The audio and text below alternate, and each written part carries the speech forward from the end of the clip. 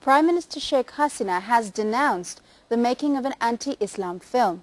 She also urged the United States to stop screenings of the film. Hasina also urged the US government to punish those who made it. The Prime Minister made the call while inaugurating the Hajj camp of 2012 in Dhaka today. The first Hajj flight will leave Dhaka next morning with 419 intending pilgrims. More than 112,000 Bangladeshis will perform Hajj this year. They have already arrived at the Hajj camp in Dhaka. The Prime Minister inaugurated the camp and exchanged greetings with the pilgrims today. At the program, Hasina warned against militants in the name of Islam. Islam is a religion of peace. Terrorism, bombings and killings in the name of Islam is not acceptable. This is disgraceful for Islam. We don't accept it. We want to build a peaceful Bangladesh.